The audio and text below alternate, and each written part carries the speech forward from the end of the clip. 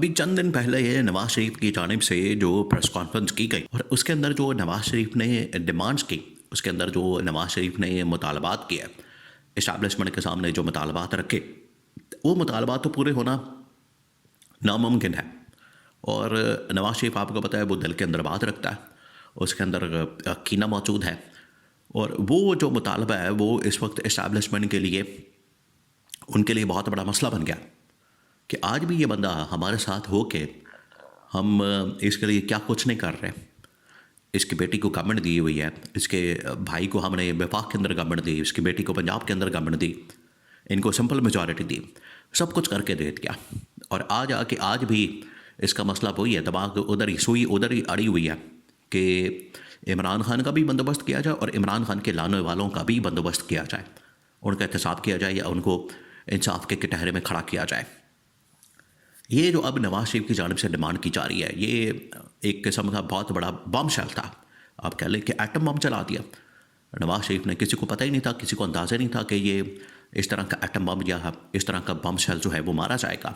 अब नवाज शरीफ ने ये जो डिमांड कर दी, उसकी वजह से इस्टेब्लिशमेंट का जो रद्द-ए-अमल सामने आया, अब इनकी आपस में ठन गई है, नून लीग और बाकायदा तौर पर इस्टेब्लिशमेंट की। और ये वन पेज देखिए, इमरान खान आज जो सब कुछ बर्दाश्त कर रहा है, इमरान खान को पता है कि एक वक्त आना है, एक टाइम आना है कि आखिरकार इन लोगों ने आपस में ही पाड़ जाना है, इन लोगों ने आपस में ही लड़ पड़ना है। क्योंकि ये सारे, इनका मकसद क्या है? देखिए, अगर किसी का कॉमन एजेंडा हो, कॉमन मकसद हो, कॉमन उसकी डेस्टिनेशन मंजिल हो, तब वो इंसान चल सकता है और आगे बढ़ सकता है। लेकिन यहाँ पर तो अपने अपने मफादात हैं। कोई किसी का अपना मकसद है, मफाद है, किसी का कोई अपना मकसद है, मफाद है। इस वजह से ये दोनों इकट्ठे नहीं चल सकते। वक्ती तौर पर अपने फ़ायदे के लिए, मफाद के लिए ये एक पेज के ऊपर आ सकते हैं, नून लीग और इस्टेब्लिशमेंट, लेकिन हमेशा के लिए नहीं आ सकते। वक्ती तौर पर जो इनका मफाद है वो ये कि हुकूमत के अंदर रहना और इमरान खान को माइनस करके रखना। अब ये ज़ाहिरी बात है, हुकूमत की जो लड़ाई होती है वो तो बड़ी ख़तरनाक होती है। उसके अंदर तो ऊंचे नीच आना और लड़ाई झगड़ा होना, वो तो एक बड़ी फितरत सी, नेचुरल सी बात है। अब जो नवाज शरीफ ने डिमांड की, उसके बाद जो इस्टेब्लिशमेंट का रद्द-ए-अमल आया, उसके बाद वजह से इनका जो वन पेज है वो फट गया और ये अब अलग हो गए हैं। और ये अब मुश्किल बड़ा लगता है।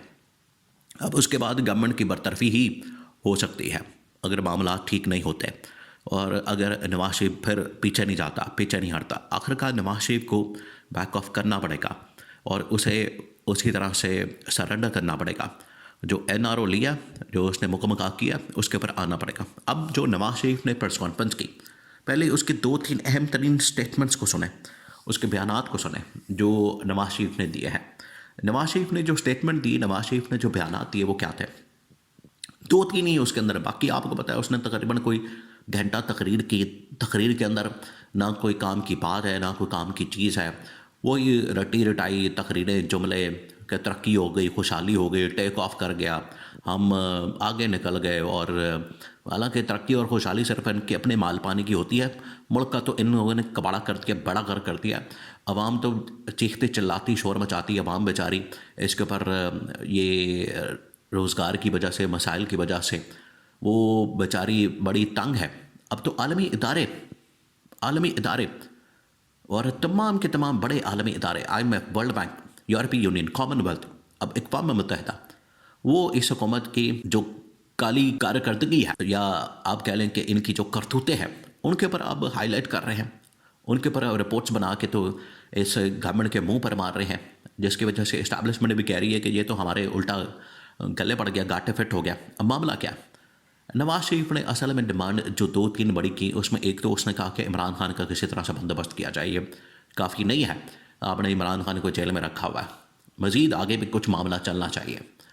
और देखिए, ये इसके अंदर बड़ी ख़तरनाक असल में ये एक ख्वाहिश है नवाज शरीफ की कि मुस्तकिल हल हमें चाहिए, इसका परमानेंट सोल्यूशन इमरान खान का। नंबर 2, वो ये कहते हैं कि एक तो आपने चलें इमरान खान को तो साइड पे कर दिया, उसको माइनस कर दिया, लेकिन इमरान खान के लाने वालों का, उसका कौन एहतसाब करेगा? अब लाने वालों में आपको पता है एक लंबी लिस्ट है।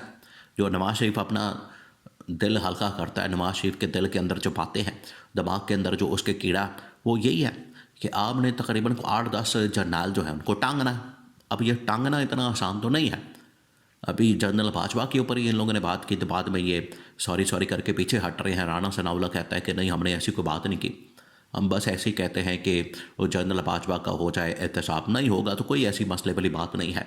यानी एक पहले ही जर्नैल के ऊपर इनकी बस हो गई। 10 जर्नैलों के ऊपर तो बात करना तो इनके बड़ी दूर की बात है, पहले जर्नैल के ऊपर इनकी बस हो गई। तो ये जो डिमांड की जा रही है इस्टेब्लिशमेंट के सामने रखी जा रही है, इस्टेब्लिशमेंट ने तो उसका बड़ा नोटिस लिया उस स्टेटमेंट के बाद से।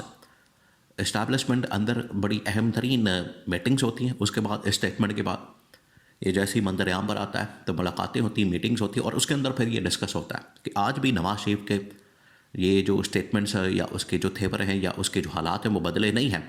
इसने अपने आप को ठीक नहीं किया है, ये अपने आप को इसने बेहतर नहीं किया।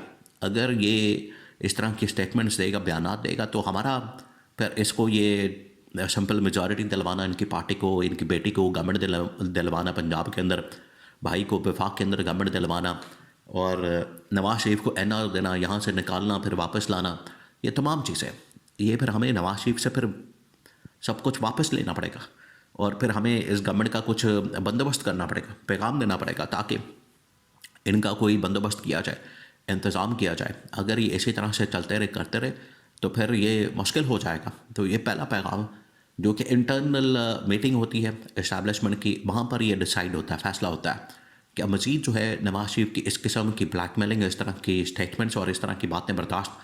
अब आपको समझ आई नवाज शरीफ को क्यों खामोश रखा, नवाज शरीफ को क्यों इस हवाले से खामोशी इख्तियार करने का कहा।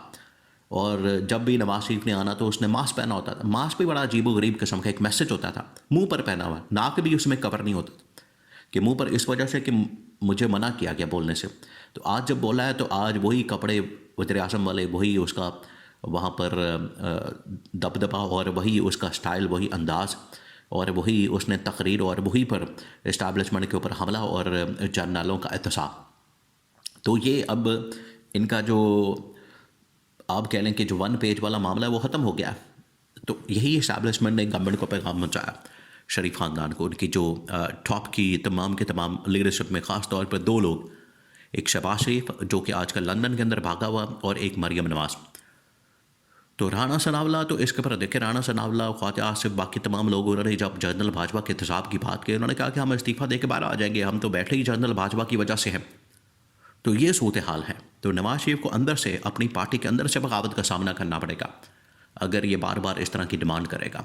इमरान खान देखें आज जेल के अंदर अपना बैठ के तो अवामी सियासत कर रहा है और ये इक़्तिदार की सियासत के अंदर एक दूसरे के ख़िलाफ़ दस्तों के रबान लड़ाई झगड़े, एक दूसरे के ख़िलाफ़ बयानात और ये तमाम चीज़ें कर रहे हैं हुकूमत में होने के बावजूद, बाहर होने के बावजूद, आज़ाद होने के बावजूद। तो इमरान खान आज सही मानों में सुरखरू हुआ।